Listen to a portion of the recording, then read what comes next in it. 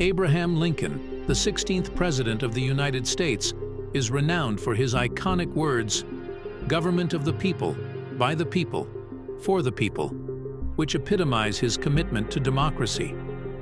His exceptional leadership during the Civil War elevated him to a revered status in American history. By championing the abolition of slavery and issuing the Emancipation Proclamation, Lincoln earned the title of the Great Emancipator, leaving an indelible mark on the nation. However, his tragic and premature demise left a profound impact, cementing his legacy as one of the most memorable presidents in American memory. Abraham Lincoln entered the world in a humble log cabin, nestled in rural Kentucky, born to Thomas and Nancy Hanks Lincoln. With siblings Sarah and Thomas Jr., their early years were marked by hardship. Moving to southern Indiana, they endured a harsh winter, seeking refuge in a temporary shelter. The following year, they constructed a more permanent log cabin. Together, Abraham and his father toiled to establish a farm, where young Lincoln contributed by tending to crops and clearing fields, though he held little interest in hunting or fishing. Tragically, at the tender age of 9, Lincoln's world was shattered when his mother succumbed to milk sickness, leaving him grief-stricken and bereft. Following his mother's passing, Abraham Lincoln found himself drifting further from his father, harboring silent resentment towards the demanding labor expected of him. However, the subsequent year brought a significant change when Thomas Lincoln remarried Sarah Bush Johnston, a widow with 3 children of her own whom he had known in Kentucky. Sarah proved to be a source of immense support for the grieving Lincoln, recognizing his potential from a young age and nurturing his intellectual curiosity through encouragement and ample reading material. Quickly forming a deep bond with his new stepmother, Lincoln affectionately began referring to her as Mother.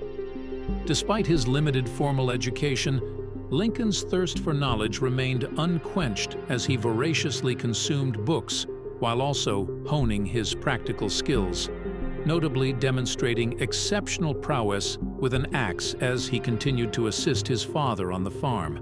At the age of 21, Abraham Lincoln stood tall at 6 feet, 4 inches, poised on the brink of his adult life. Relocating to Illinois with his family, Lincoln embarked on a journey of exploration, trying his hand at various occupations beyond farming, which held no allure for him. From splitting rails to navigating the Mississippi River as a flat boatman, Lincoln's ventures led him to settle in the quaint village of New Salem upon his return. There he embraced a multitude of roles, working intermittently as a storekeeper, postman, and surveyor. The eruption of the Black Hawk War, a brief conflict between the U.S. and Native Americans, thrust Lincoln into a leadership role as elected by local volunteers. Though he did not engage in combat, this experience proved pivotal in establishing crucial political connections. Subsequently, Lincoln transitioned into politics, securing a position within the Illinois state legislature as a member of the Whig Party. During his tenure, he dedicated himself to ambitious projects aimed at constructing an extensive network of railroads, highways, and canals, laying the groundwork for his future political aspirations. Even in the early stages of his political career, Abraham Lincoln was a staunch opponent of slavery, advocating for the expansion of commerce in urban centers over agrarian pursuits. While serving in the Illinois state legislature, Lincoln embarked on a journey of self-education in law, culminating in his successful passage of the bar examination in 1836. Transitioning to a career as a lawyer, he settled in Springfield, the burgeoning state capital, where he represented a diverse array of clients, from local residents to national railroad companies. It was in Springfield that Lincoln's personal life also blossomed. He crossed paths with Mary Todd, a woman of considerable education, and the two soon wed. Their union brought forth 4 children: Robert, Edward, William, and Thomas, affectionately known as Tad. Eager to further his political ambitions, Lincoln successfully campaigned for a seat in the United States Congress, serving a single term before opting not to seek re-election. Returning to Springfield, he refocused his efforts on his legal practice, which flourished with each successive courtroom victory. Despite his professional successes, Lincoln endured personal tragedy with the untimely passing of his son, Edward, shortly before his 4th birthday and just months before the birth of William. Following a brief hiatus from politics, Abraham Lincoln was thrust back onto the national stage when a new crisis threatened to divide the northern and southern United States. Between 1850 and 1861, profound economic disparities had emerged within the nation. While the northern states experienced rapid industrialization and economic modernization, the southern states relied heavily on large-scale agricultural operations, predominantly fueled by slave labor. The deepening divide over the issue of slavery and states' rights came to a head with the passage of the Kansas-Nebraska Act in 1854. This legislation, which allowed settlers in Kansas and Nebraska to determine the legality of slavery within their territories, sparked violent clashes between pro- and anti-slavery factions, famously known as Bleeding Kansas. The outrage and opposition to this act led to the formation of the Republican Party, while the Whig Party began to wane. Lincoln, incensed by the implications of the Kansas-Nebraska Act and deeply committed to the principles of freedom and equality enshrined in the Declaration of Independence, emerged as a vocal critic of slavery. Joining the Republican Party, he embarked on a political journey that would ultimately propel him into the national spotlight. Though unsuccessful in his bid for the U.S. Senate against Stephen A. Douglas, Lincoln's impassioned stance against slavery garnered him widespread recognition. In 1858, Lincoln delivered his famous House-divided speech upon accepting the nomination for state senator for the Illinois Republican Party, further solidifying his reputation as a formidable political figure. As whispers of his presidential potential began to circulate, Lincoln's destiny seemed intertwined with the future of the nation. In May of 1860, the Republican Party officially selected Lincoln as their presidential candidate, prompting him to set aside his legal practice and devote himself wholeheartedly to his campaign for the presidency. In the presidential election held that November, Abraham Lincoln once again found himself pitted against Stephen A. Douglas. However, buoyed by support from the northern states, Lincoln emerged victorious, securing the presidency and assuming the mantle of the 16th President of the United States. Yet his ascent to power came at a tumultuous juncture in American history, with the nation deeply fractured along ideological and sectional lines. Upon Lincoln's election, many southern states harbored grave concerns, perceiving him as an adversary to their interests, particularly regarding the issue of slavery. Even before Lincoln's inauguration, South Carolina boldly led the charge by seceding from the Union, an action swiftly followed by 6 additional states. Together, these states formed the Confederate States of America, igniting the flames of the American Civil War. In March of 1861, as Lincoln assumed office, tensions reached a boiling point when the Confederacy threatened the federal-held Fort Sumter in South Carolina. Despite Lincoln's efforts to avert conflict, the Confederates initiated hostilities by firing upon the fort. With the commencement of the Civil War, Lincoln faced a daunting task ahead.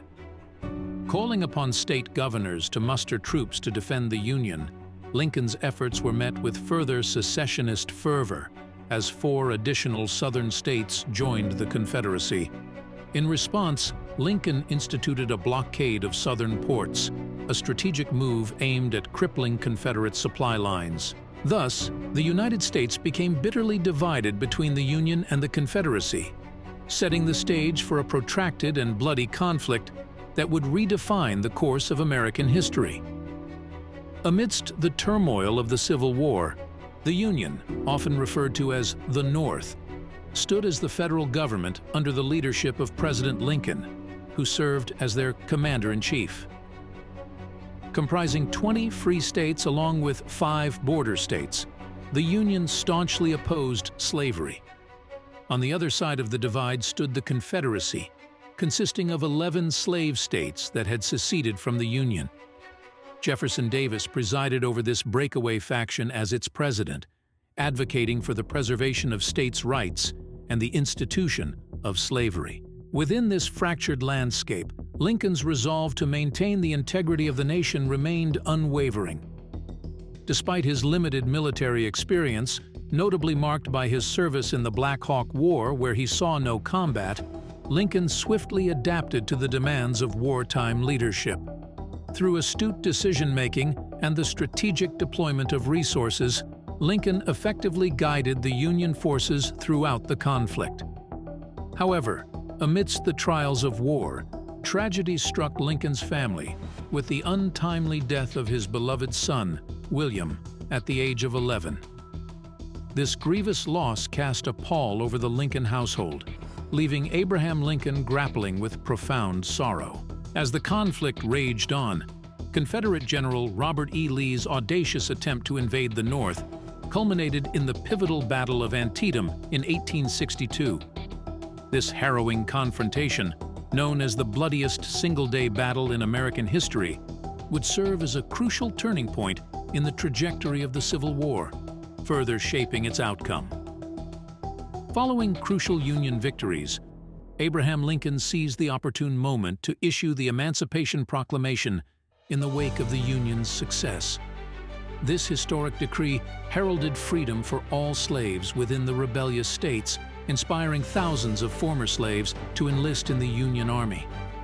In the pivotal year of 1863, the Union secured significant triumphs at Vicksburg, Mississippi, and the iconic Battle of Gettysburg in Pennsylvania.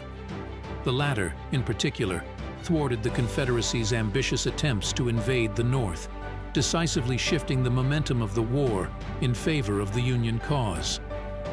It was following this pivotal victory that Lincoln delivered his immortal Gettysburg Address, eloquently articulating the purpose of the war and espousing the noble pursuit of human equality.